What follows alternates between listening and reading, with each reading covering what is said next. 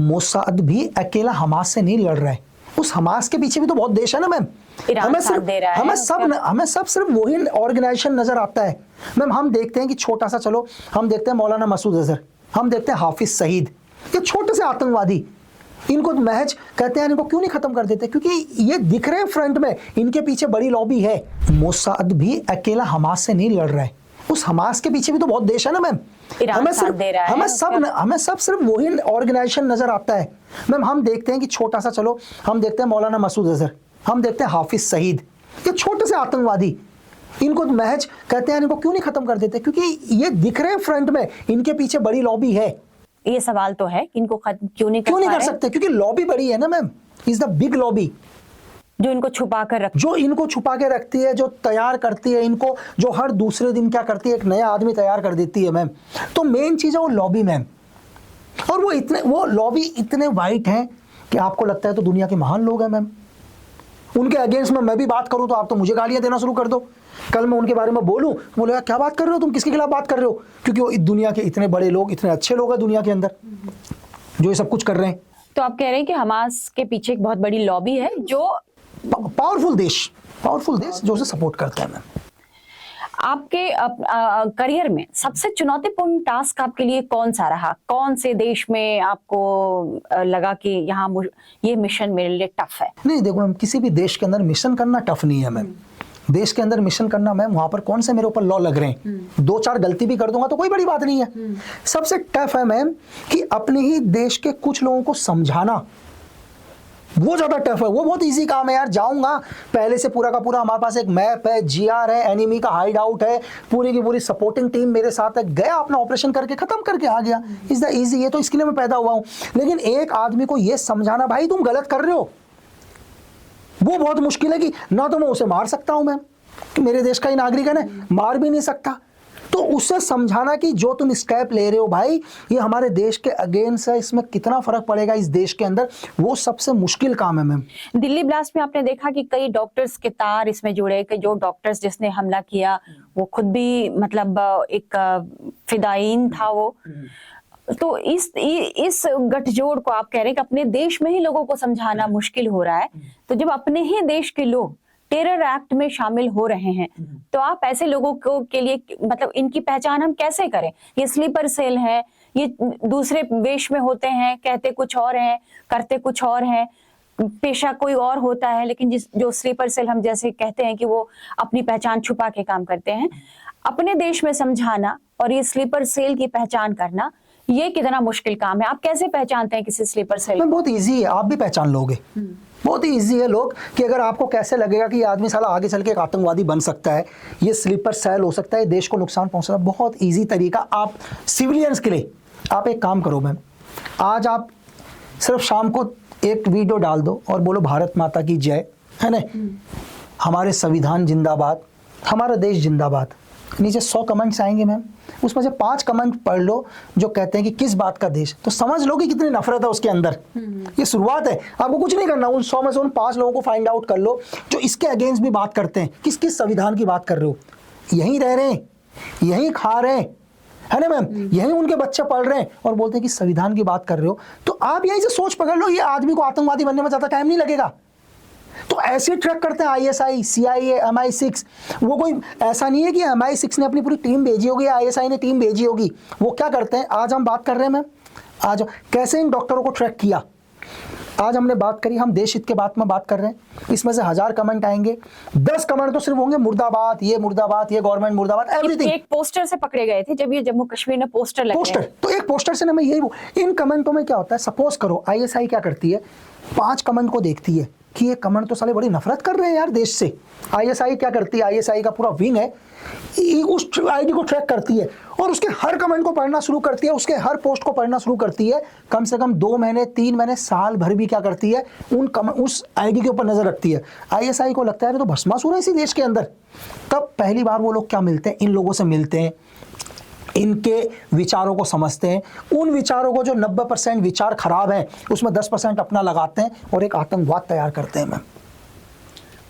ISI ऐसे काम करती है, दुनिया के सब लोग ही, सब लोगों का यही तरीका है। हमारी एजेंसी ऐसे कमेंट करने वालों को छांट के पकड़ती है? आज मैम बिल्कुल, जो भी अगर ऐसा लग रहा होगा, आज हमारे देश की सिक्योरिटी विंग, हमारी देश की जितनी भी इंटरनल और एक्सटर्नल सिक्योरिटी सर्विसेज हैं, वो सब के सब हर उस एंटी एलिमेंट को 24/7 ओवर ट्रैक कर रहे हैं जो इस देश को नुकसान करने के बारे में सोच भी रहा होगा। मैम आप बड़े मिस्टीरियस से क्यों लगते हैं मुझे, बड़े रहस्यमयी लगते हैं। आपसे जब भी बात करूं तो आप बड़ी जल्दी में होते हैं, किस बात की जल्दी होती है आपको? मैम देखो, दुनिया में और भी काम है, यहाँ से जाऊँगा कोई और काम है, तो हर देखो टाइम तो हर आदमी, मतलब ऐसा नहीं है मैम, वक्त तो देखो मैं आपको एक, चलो मेरी छोड़ दो मैम, एक कॉलेज के लड़के को भी आप बोलो कि मैम थोड़ा सा जल्दी जाना है, चाहे उसको कहीं भी जाना होगा, काम के लिए जाना होगा, अपनी गर्लफ्रेंड से मिलने जाना होगा, XYZ किससे मिलने जाना होगा, कोई भी कोई अगला काम होगा किसी भी आदमी का। तो आपकी पर्सनल लाइफ के बारे में मैं कुछ नहीं पूछूंगी। आपकी कोई गर्लफ्रेंड है? मैम गर्लफ्रेंड, आप एक चीज बताओ, शादी हो गई अब? नहीं, मेरे जैसे आदमी की गर्लफ्रेंड बनेगी मैम, आप खुद ही बताओ। क्यों नहीं बनेगी? आप तो इतना पसंद करते हैं लोग आपको, तो कोई ना कोई उसमें से ऐसी होगी जो आपके जीवन साथी बनने लायक हो, या जो आपको बहुत पसंद करती हो। मैम वो 2 ही दिन पसंद करेगी, चौथे दिन से तो बात उसको लगेगा कि इंसान तो एक बार ही मैसेज करता है गुड मॉर्निंग और रिप्लाई करता है 6 दिन के बाद, है ना मैम? तो 6 दिन के बाद जब मैं उसको रिप्लाई करूंगा तो शायद तो रिलेशनशिप बनने से पहले टूट जाएगा ना मैम। तो कोई गर्लफ्रेंड नहीं है आपकी लाइफ में? नहीं मैम, ऐसा नहीं मान सकते। नहीं मैम, गर्लफ्रेंड वगैरह तो होता तो ओपन ही हो जाता है, ऐसा कुछ भी नहीं है मैम। और मैम इनसे भी देखो, मैंने आपको क्या बोला, इनसे भी हटकर और भी बहुत चीजें हैं जीवन के अंदर। आप गर्लफ्रेंड इसलिए नहीं बना रहे कि आपको थ्रेट आ रहे हैं दुनिया भर से, वो और ये थ्रेट कौन भेज रहा है आपको? क्योंकि इसलिए पाकिस्तान के खिलाफ बोलते हैं, आतंकवादियों के खिलाफ बोलते हैं, तो ये धमकी कहाँ से आते हैं आपको? जान से मारने की धमकियां कहाँ से मिल रही हैं? मैम देखिए, जो चाहे हम लोग बात अगेंस्ट नहीं करते मैम, हम तो सिर्फ वो बात करते हैं जो जनता को पता होनी चाहिए, सच बोलते हैं। हाँ। और देखो जो भी धमकी देते हैं, चाहे वो एक फ्रंट में एक टेररिस्ट आता है, लेकिन टेररिस्ट के पीछे कौन होते हैं मैम? दुनिया की एजेंसीज होते हैं। एजेंसी कभी डायरेक्ट थ्रेट नहीं देगी किसी को भी। अब देखो MI6 मेरे को डायरेक्ट थ्रेट नहीं देगी, CIA डायरेक्ट थ्रेट नहीं देगी, DGFI डायरेक्ट थ्रेट नहीं देगी। वो क्या होता है, एंटी एलिमेंट्स को आतंकवादियों के माध्यम से क्या करते हैं, थ्रेट देते हैं, फ्रंट सामने आतंकवादियों को रखते हैं मैम, है ना? तो ऐसे थ्रेट से कोई फर्क नहीं पड़ता मैम। देखो वो अपना काम कर रहे हैं, उनका काम है थ्रेट देना, इसलिए तो आतंकवादी बने ना मैम। हमारा अपना काम है मैम, वो अपना काम कर रहे हैं, हम अपना काम कर रहे हैं मैम। आपको डर नहीं लगता? नहीं मैम, डर किस चीज का मैम? एक क्वेश्चन मैम। धमकी जिस तरह से दी जाती है आपको, मतलब उससे कोई मतलब डर किस चीज का? लेकिन चलो धमकी भी कोई आदमी देगा, डर किस चीज का मैम? जान के जाने का। मैम मुझे संसार का वो व्यक्ति बता दो जो नहीं मरेगा मैम। सबको मरना है। आपको संसार में तो ऐसा कोई है ही नहीं जो नहीं मरेगा। तो आप इन धमकियों की परवाह नहीं करते? बिल्कुल नहीं मैम। कोई आपके साथ कोई सुरक्षा नहीं होती? मैं ही नहीं, दुनिया का कोई भी एजेंट, धरती का कोई भी एजेंट मैम किसी थ्रेट से नहीं डरता मैम। वो थ्रेट से डरेगा तो एजेंट ही नहीं बनेगा मैम। तो एक मजबूत एजेंट बनने के लिए, जासूस बनने के लिए फियरलेस होना जरूरी है। आप काम ही नहीं कर पाओगे मैम, बिल्कुल। आप एनिमी के एरिया में हो मैम, जहाँ अगर हल्का सा भी आपके फेस पर थ्रेट आ गया तो आपको दूसरा एजेंट पहचान लेगा कि बॉडी में तेरे तो चेहरे पे मुझे थ्रेट दिख रहा है। तो जब आप जासूस बनकर जाते थे, जब आप इसमें काम में थे, तो क्या अपनी वेशभूषा और ये सब भी बदलते थे, अपनी भाषा? वो पिक्चरों में रहता है मैम। अच्छा, ये सब पिक्चरों में होता है। तो असल में क्या होता है मैम? असल में होता है आप जिस कवर आईडी में गए हो। अच्छा, आप भी मैम डेली यहाँ कैब पर गए होंगे, बहुत बड़ी कैब जाते हो। अच्छा, आपने कैब वाले से कितना बात कर लिया आज तक? कभी नहीं, बस OTP दिया और बस हो गया, खत्म। हो सकता है उसी कैब में कोई एक एजेंट हो, फिर क्या आपने कभी बात करी है? नहीं। तो फिर खत्म हो गया ना मैम की साइड। बस इसका मतलब आप कैब चला रहे थे? नहीं, मैं वैसे आपको एक एग्जांपल बता रहा हूँ। ठीक है। आपने अपने करियर का सबसे चुनौतीपूर्ण टास्क नहीं बताया मुझे, कि जो आपको लगा हो कि सबसे चुनौतीपूर्ण था मेरे लिए। मैम देखिए कि एक छोटा सा किस्सा बता देता हूँ मैम। हमारे को किसी इंसान को सरेंडर करवाना था मैम। एक था लड़का जो किसी इंसर्जन ग्रुप के लिए काम करता था इंडिया में। इंडिया की बात कर रहे हैं? हाँ, किसी भी टेरिटरी की एरिया, उसको सरेंडर करवाना था। तो उसकी एक गर्लफ्रेंड थी, दोस्त बनी मेरी वो, है ना मैम? क्योंकि मुझे उसके थ्रू उसके बॉयफ्रेंड को सरेंडर करवाना है मैम। अच्छा, है ना? इसमें दिक्कत ये थी मैम, क्या होता है, सबसे बड़ा रिस्क है कि मैं जब भी उसकी गर्लफ्रेंड के साथ टाइम बिता रहा हूँ, दोस्त है मेरी ऑनली, तो मैं उनके एरिया में हूँ, एनिमी के टेरिटरी में हूँ, उनके एरिया में हूँ। तो लगभग 20-22 दिन तक वो ऑपरेशन चला था मैम। और उस 20-22 दिन तक ये लगा लो कि जब भी मैं उसके साथ बैठा, उससे बात करी, तो सिर्फ 10% में उसी के साथ रहता था वहाँ पर। 90% मेरे को सिर्फ उसी के बॉयफ्रेंड या उसी एनिमी का खतरा दिखता था। क्योंकि यहाँ पर क्या है कि मैं उस 22 दिन में से किसी भी क्षण, एक भी मिनट उन लोगों को अगर ये पता चल जाए कि यार ये किस के लिए काम करता है और यह क्यों आया है, तो वो लोग मैम क्या करते हैं, आदमी की बॉडी में 18-20 नट बोल्ट डालते हैं मैम। तो एक लंबा ऑपरेशन था जहाँ पर एक लड़की के साथ 20-22 दिन, और मैं आपको लास्ट में ये बताऊं मैम कि उसने अपने जैसा हम लोगों ने चाहा, उसको कभी ये नहीं पता चला, लड़की को पता नहीं था, लड़की को लास्ट तक भी पता नहीं था, हाँ। कभी नहीं पता चला। लेकिन लड़की के दिमाग में हमने एक चीज़ डाल दिया था कि बहुत बड़े ऑपरेशन लॉन्च होने वाले हैं और बहुत जल्दी इंडियन आर्मी या यहाँ पर एक ऑपरेशन करेगी, कंबाइन ऑपरेशन दूसरी आर्मी के साथ, उस देश का नाम नहीं बताऊंगा, तो सारे एंटी एलिमेंट्स या जितने भी इंसर्जेंट मारे जाएंगे।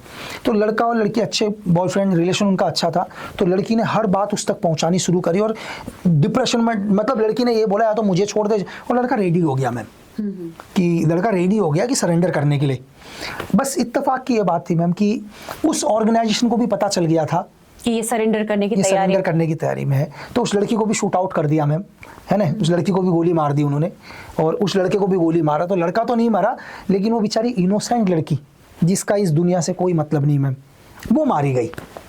तो आपको तो उस चीज़ का दुख है मैम कि जिसको कभी कुछ नहीं पता था, तो उन्हीं के ऑर्गेनाइजेशन वाले लोग आए और उस लड़की को भी शूट आउट किया, वो तो ऑन द स्पॉट खत्म हो गई और लड़के को भी मरा हुआ समझ के चले गए थे, तो लड़का जिंदा रहा। तो दुख हुआ क्योंकि उसको तो ये भी नहीं पता चला कि मैं मरी क्यों, मतलब एक इनोसेंट की जान एक इनोसेंट की जान चले गई। तो फिर कई बार लगता है मैम कि देश के हित के लिए व्यक्तिगत कोई भी निजी फायदा, अगर देश के हित में फायदा हो तो हमारे को इतना तो बर्दाश्त करना पड़ेगा मैम। जो पर्सनल सैक्रिफाइसेस हैं, कई बार अपने इमोशंस को भी आपको पीछे रखना पड़ता है। अभी आपने बांग्लादेश वाले में सुना होगा मैम कि एक ऑफिसर की ऑडियो रिवील करना पड़ा मैम। हाँ, आपने बताया एक रिवील करना पड़ा ना मैम। हाँ। मुझे भी दुख है कि मैं एक ऑफिसर की ऑडियो को रिवील कर रहा हूँ, लेकिन सच्चाई सामने लाने के लिए हजारों लोग मर रहे हैं मैम। मुझे पता है कि उस ऑफिसर को ढूंढ के मार देंगे वो लोग, एग्जाम्पल के लिए ISI उसको ढूंढ लेगी, DGFI उसको ढूंढ लेगी, कहीं ना कहीं से उसको ढूंढ ही लेंगे वो लोग। मुझे पता है कि एक इंसान को नुकसान होगा, लेकिन हजारों लोग, लाखों लोग मरने से बचेंगे मैम। जीरो हमने इन्वेंट किया, हमने बताया दुनिया को, जहां योग है वहां रोग नहीं। सबसे पुरानी सभ्यता है हमारी। गुलामी से तो और देश भी लड़े भाई, पर आजादी के लिए अहिंसा का रास्ता बस हमारा था।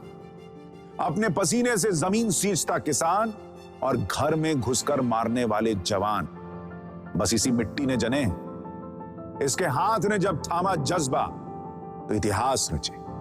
कदम बढ़ाए तो चांद का वो हिस्सा चूमा भाई, जहां कोई कभी नहीं पहुंचा। आज पूरी दुनिया में शान से लहरा रहा है तिरंगा, और इसके पीछे है गर्व से भरी अनगिनत कहानियां जो लिखी जा चुकी हैं और लिखी जा रही हैं, जिन्हें मैं सुनाऊंगा राष्ट्रगर्व रोज शाम 6:25 पर।